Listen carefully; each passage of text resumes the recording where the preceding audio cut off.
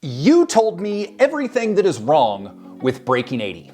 And guess what? I am listening. Last week, I sent out a survey to my email list, and nearly 500 of you responded with all of the things that you really like and all of the things that you really don't. And today, I just wanted to take a few minutes, talk about the result of that survey, as well as address many of the comments that I received, because honestly, a lot of them are really valid. And my guess is that if you've watched some of my content before, you've probably thought some of these things yourself. So this video is gonna be pretty personal, pretty honest. I'm gonna pull the curtain back a little bit. I'm gonna tell you why certain things are the way they are. I'm gonna admit to areas where there can definitely be some big improvement, and hopefully it just helps you understand a little bit more about where Breaking 80 is now, where it's been, and then where it's going in the future. So if you wanna know a little bit more about Breaking 80 and this channel and why things are the way they are, then keep watching. Today's video is for you. This is where I'm addressing a lot of the comments, a lot of the critiques about Breaking 80, and trying to give you a little bit of insight into why things are the way they are. And in some cases, I've got good reasons, and in some cases, I don't have good reasons. And in some cases, I've got reasons, and it just is what it is. So feel free to leave more comments giving me your opinions on all this, but I'm just trying to be honest and tell you the truth about why things are the way they are. Okay, first one is one of the bigger themes that I saw via this survey, as well as just the YouTube comments I receive in general, and that is that the reviews are too positive and that sometimes they feel like advertising. So a few comments around that. Why are all your reviews very, very positive? Coincidentally, most products reviewed come with an affiliate discount code of some sort. Unbiased? Sometimes it feels like whatever product is being discussed comes out as the best ever. At times it can come across more like advertising than an unbiased recommendation. And the third one is you generally try to be nice to manufacturers, but your audience really likes to hear you say, this product was not good, and I do like this one more. And you know what? These are all very valid comments, because here's the deal. Most of the reviews I do, the overarching whole of them is pretty positive. There are very few, if any, reviews that I do where I don't talk about the negatives. There is no such thing as a perfect product, and I always do my best to address both the positive things and the negative things.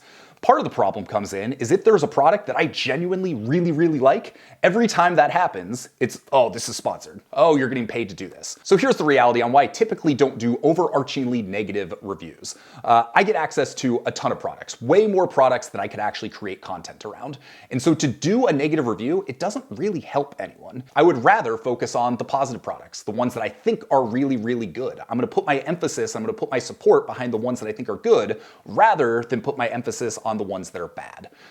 Is that the right way to do things? Not necessarily, but considering I've only got the bandwidth to do 2 videos a week and maybe 3 or 4 blog posts, there's all sorts of products I could create reviews around, but I focus on the ones that I think are worth drawing attention to. And if there are negative ones, or if I've had a negative experience, I will often talk about those in my comparison posts. If people ask me about it directly, I will give an honest answer, but I just generally feel it's better to focus on the positive stuff rather than the negative stuff. That being said, I really do hear you on being more definitive. I should be more definitive. I should do a better job of saying, this is better than this. And I'm gonna work really hard to follow through with that and do more of that in my reviews. Second comment, you actually use the products you review when playing golf. Too many people just review the spec sheets. So this kind of ties back into the first one of why I typically do more positive reviews. Because the amount of time it takes as essentially one dude to go and do this, I need to go use the product, use it enough to fully understand it, use it enough to find the good and the bad. I then need to go shoot the video. I need to write the blog post. I need to take photographs of it. I need to get B-roll of the product. And then I have to do all of the back-end stuff that goes in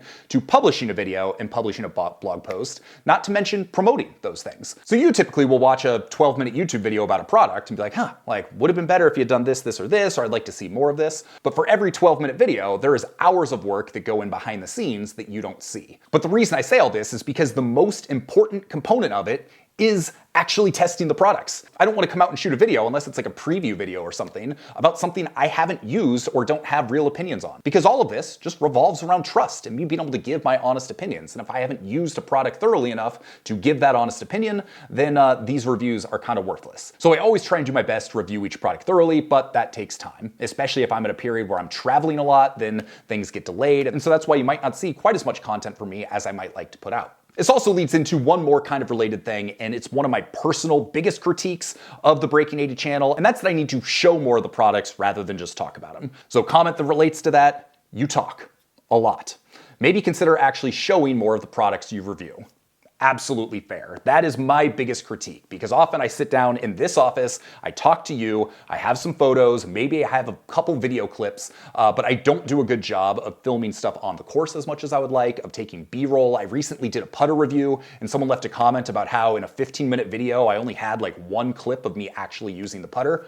Very fair critique. And all of that, again, comes back to time. I can spend an extra hour or two on the course for some of these videos, getting that B-roll stuff, or I can take that same hour or two and put it towards reviewing another product where I'm getting my opinions out there and helping more people find the right products for what they're looking for. I don't know what the right answer is. I'm one guy, I've only got limited bandwidth. I just have to kind of figure out what that balance is. But I hear you on that one, and that's one of the things I really would like to work to improve more with all of my content. It's just doing a better job of showing rather than telling. Okay, this next one is another very fair critique, and that everything I talk about is too high-end and not for the average golfer. A few comments.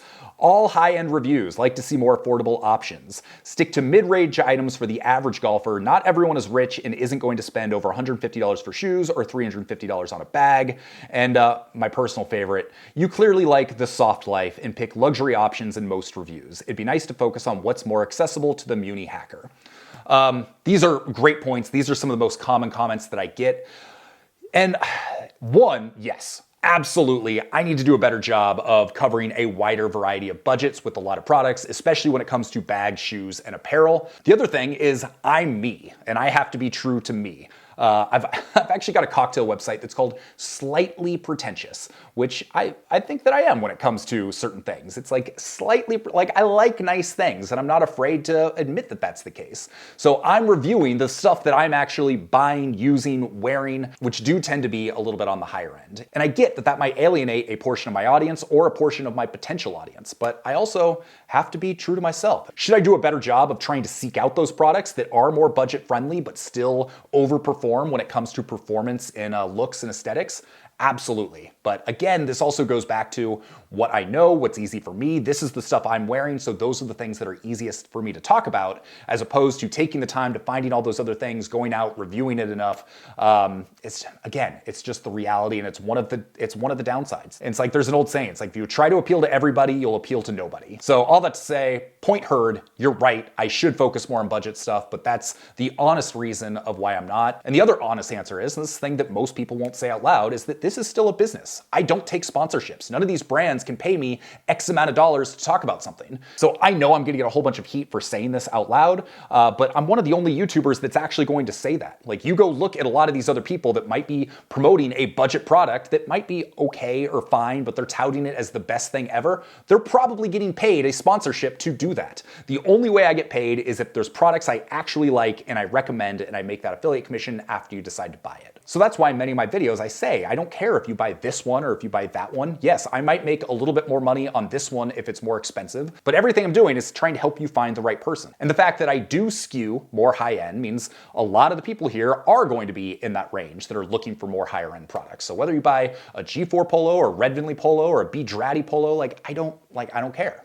And because those are the brands that I talk about and I don't talk about the budget ones as much, it allows me to be a little bit more unbiased. And so am I being biased towards the higher end brands? Yes, but again, that's because that's what I wear. Those are the things I'm personally going out and buying, and I have to be true to myself as well. Next one, as a proper female golf nerd, there are items I wish could have been reviewed from our perspective. But for the most part, I think you bring a real unbiased opinion. Totally agree. This is something I've wanted to do a better job of for years, and that's providing reviews from a female perspective or for female-oriented products. Again, 41-year-old dude. I'm not the guy to be doing that, but I have talked to a number of the women golfers in my life and said hey, is this something you might be interested in? What might this look like? We've done a few tests around reviewing some women's golf clothing. So I have not done a great job of it so far. I would like to do a better job of it. I'm talking to my wife that's playing more golf, a few other women golfers that are here in my world back home. So definitely a lot of room for improvement there, and definitely something that I'm putting thought into. Next one's another very fair critique. You invite questions but don't always respond. You invite queries and you say you will respond. I've sent you 2 queries with no response. If you don't have the time to respond, then say so and don't ask people to ask questions that you will answer. Do what you say you will do. Another comment, keep doing what you're doing and reply to your emails. This comes down to, like, I used to pride myself in not being the flaky person. These days, I am the flaky person. I have dropped so many balls. When I started Location Rebel, which was my first blog in 2009, I responded to the first 10,000 people that emailed me directly. I gave them all personal responses. And to this day, I will still say that was one of the very best things I have ever done for my business. And so with Breaking 80, I tried to do the exact same thing. For years, if you sent me an email, I always tried to respond with an honest answer. But over the last couple of years, Breaking 80 has grown beyond my wildest dreams. But nothing else has really grown with it. My dad does my video editing. I've got one guy that does a handful of written reviews every month, but outside of that, that's it. So as my inbox has grown, as YouTube comments have grown, as I have the best of intentions of responding to emails, the answer is I have not done a great job. I need to do a better job of setting expectations, and I need to do a better job of doing what I say I will do, because I'm not only letting you down, I'm letting myself down because I hate being that flaky person. But I'm not gonna lie, I dropped a lot of balls this last year. Like, you should see the stack of products that are sitting over here that I've got to review. It's, you know, again, growing pains. So I'm working on it, I hear you, and I'm sorry. Video length, got some comments on this, and it's kind of two sides of the coin. Get comments like, try to keep reviews under 10 minutes. I don't have time for longer. Other ones that are, I love the overall length of your videos. Spot on, you bring a fresh approach and feed my need for how it performs in real life. And so both of those things can be true. Some people like long videos, some people like short videos. I've thought about doing more frequent short videos, but the reality is on YouTube, you get rewarded for length. The longer time someone is on the platform, the longer time someone is watching the videos, typically the better it's going to do. And so for me, that's come in the form of best of videos. Best golf launch monitors, best golf bags, best golf shoes, most comfortable golf shoes, best spike shoes. All of those videos tend to be a little bit longer. They tend to reach a broader audience, and so they end up performing better. And so if I were to go in and start doing more videos that are 5 to 7 minutes long around more niche products, I know those videos aren't going to do quite as well, which is okay because I want some of those reviews to be out there. But typically, I found that when reviewing those products, they lend themselves better to doing written reviews, and so you'll find more of those over on Breaking 80. And finally, I want to heap some gratuitous praise on myself. For all of the critiques that I just got and I read where I was very honest and open, for all of those, it was probably like 5 to 1 comments that were just super positive from people that were genuinely appreciative and enjoyed the content. So I just want to read a few of those.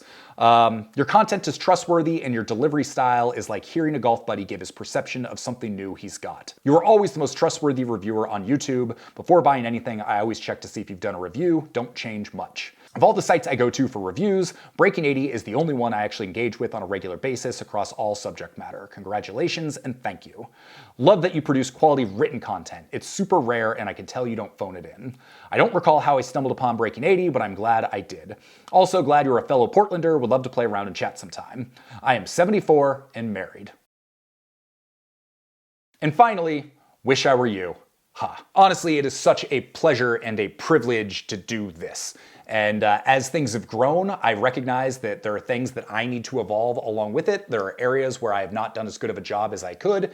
It used to be great because for years, like everything I do was kind of under the radar. So most of the comments were always positive. And lately, as things have grown, as I put more reviews out there, as I try and be a little bit more opinionated, I get people that have left more negative comments. And that's great because my opinion is just the opinion of one guy. If you had a product and you had a bad experience with it, then I want to hear about that. And I want other people to hear it because those comments will also make the review more valuable for someone who's looking for information on things. You know, there is the reality that I know for certain there are some brands that will pay to have negative comments put up on their competitors' posts or pay to have positive comments put up on their own posts. But I digress. I try and ignore all of that, take everything you see on the internet with a grain of salt, including all of my reviews. But hopefully this video gives you a little bit of transparency into why I do what I do, why things are the way they are, why there are certain things that are not better, why there are certain types of content that I should focus on, but I haven't as much.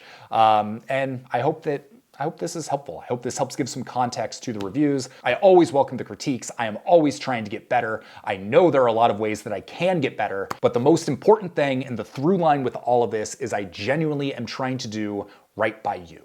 As soon as I put my own financial incentives or a brand's financial incentives ahead of that, that's when everything's going to go downhill. And so with all of these reviews, my goal is to help you find the right products for your needs. If sometimes I seem too overly enthusiastic about something or too negative about something else, I'm sorry. That's just because it's my genuine opinion. I'm not necessarily ever trying to sell you or persuade you. I'm just trying to give you the experience that I've had based on where I'm at, and hopefully you find that helpful. So there you go. That's super long, super way too honest video. I can't wait to see the comments on this. Hopefully they're not, hopefully when I'm honest about how I make money and why I choose the videos that I choose to do and why I do them and why I focus on high-end products. I think that's the part I'm most nervous about with this video, but it's the truth. So there you go. I hope you have a great day. Thank you for being here. Drop your comments. Would love to see more of them. Continue to send things over. I will do my best to respond to as many of them as I can and respond to emails. Just give me some grace and understand that if I haven't, it's just because I'm already in over my head and have a lot on my plate. So with that, hope you have an excellent day, and we'll see you on the next video. Peace.